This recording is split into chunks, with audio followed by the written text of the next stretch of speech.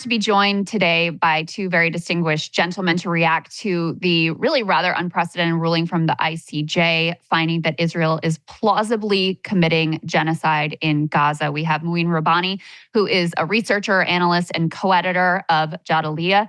Welcome, Mouin. Great to see you. Great to be with you. Thank you. And we also have Norman Finkelstein, who, of course, is a noted activist, author, and scholar as well. Great to see you, Norman. Thank you for having me, Ms. Ball. It is my pleasure, as always. So I know both of you have given extensive analysis already about your initial response to the ICJ ruling. So I wanted to move the ball forward a bit, and people can check that out on Katie Halper's stream and other places as well, where I thought you all had a fantastic conversation. Mouin, I was wondering if you could pick up with some initial thoughts about how this ruling impacts and implicates the U.S. because of our complicity and our unconditional support for Israel in their assault on Gaza.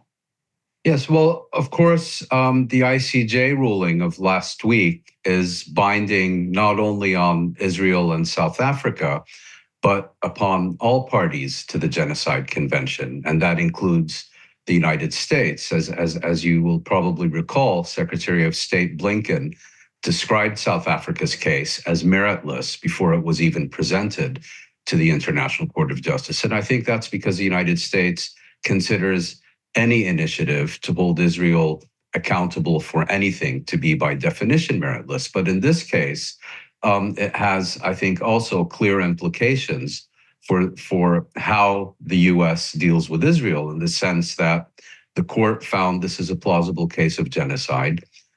This plausible case of genocide is being implemented with U.S. weapons and with U.S. diplomatic protection. And the U.S. will, if it wants to conform to the provisional measures issued by the ICJ, have to adjust its policies. But in practice, of course, it's going to go full steam ahead. What do you think, Norman, about how this implicates us? And what have you made of the U.S. reaction so far? I saw John Kirby, in really gaslighting comments saying, well, they didn't find them guilty of genocide. Well, that wasn't the question that was before them at that moment. And then, of course, also on that same day that the ICJ is ordering Israel to increase the amount of humanitarian aid into Gaza, we took the action of cutting off funding to one of the key aid agencies that would provide that humanitarian relief to Palestinians in the Gaza Strip. Well, on the first question, namely the U.S., the implications of the decision for the United States, there are two aspects. There's number one, what Mouin just mentioned, namely the U.S. is a party to the Genocide Convention, and so it's bound to enforce the convention as any other state that's bound by it. But there's a second aspect. There are many aspects of genocide. There are many components to genocide, according to the convention. There's committing genocide. There is failing to prevent genocide. That's a separate category. There's incitement to genocide. And then there's a category called complicity in genocide. So this is not just a case of the United States being bound to implement the Genocide Convention. If Israel's committing genocide, then the U.S. is guilty by virtue of the Genocide Convention of being complicitous in genocide. So the United States is directly being implicated if it's the case, and now a plausible case has been made, that Israel is committing genocide. On the second question, namely the cutting of aid, there are many reactions to it. And actually, my innards began to writhe, as they often do, probably around twice or three times a day, every time I contemplate what's going on. The obvious explanation, and here I want Mouin to chime in because his memory is as good as mine, and maybe even better at this point. I doubt it. And so he can correct me or amend what I have to say. And I have many things to say. Let's start with the basics. Let's assume everything that's being said is true, that several of the militants involved in the action on October 7th, several of the Hamas militants were employed by UNRWA, the United Nations Relief and Works Agency. It's the main humanitarian organization on the ground serving the Palestinian refugees from 1948 and their descendants. Let's say that were true. Let's say for argument's sake. I'm sure other of those militants on October 7th, they worked in banks, they worked in bakeries, they worked in schools, they worked in every aspect of Gazan life, which is to say, brace yourself, stop the presses. Hamas militants had the day jobs. That's the whole of the story.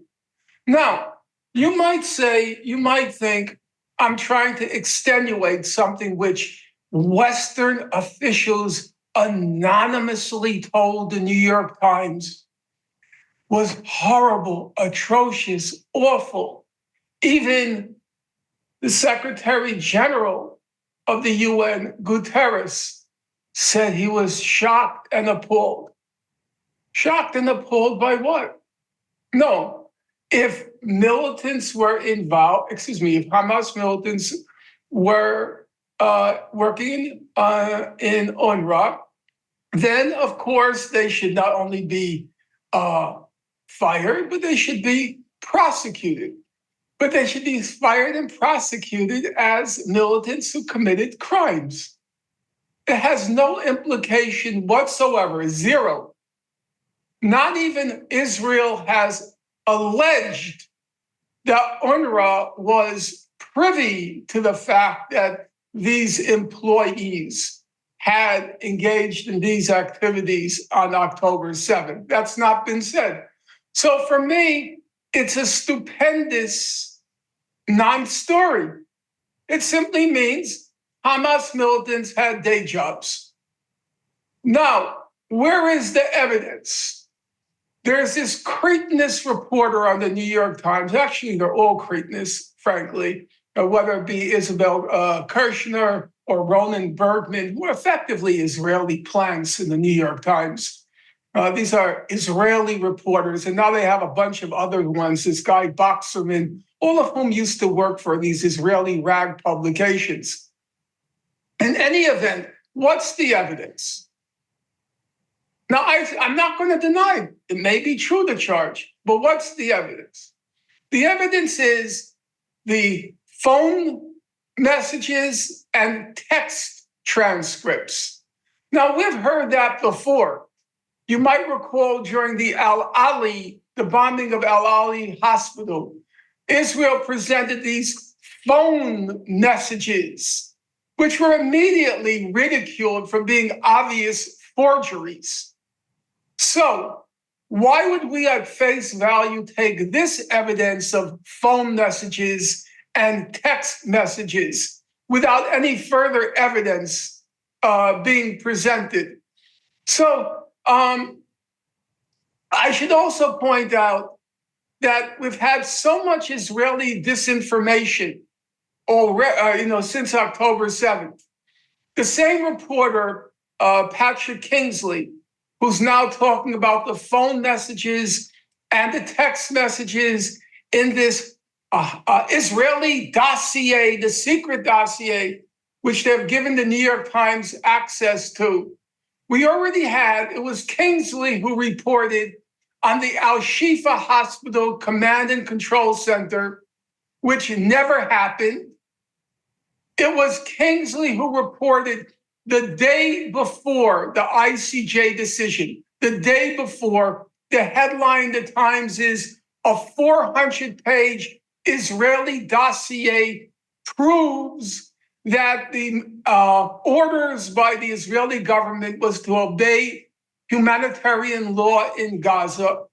All of these revelations, which are completely devoid of any factual basis, So why should we take this one any more seriously? Now, I want to be clear. May be true, but where is the evidence? Yeah. Where's the evidence? Hey guys, if you like that video, go to breakingpoints.com, become a premium subscriber, and help us build the best independent media organization on the planet. That's right. We're subscriber funded. We're building something new. We want to replace these failing mainstream media organizations. So again, to subscribe, it's breakingpoints.com.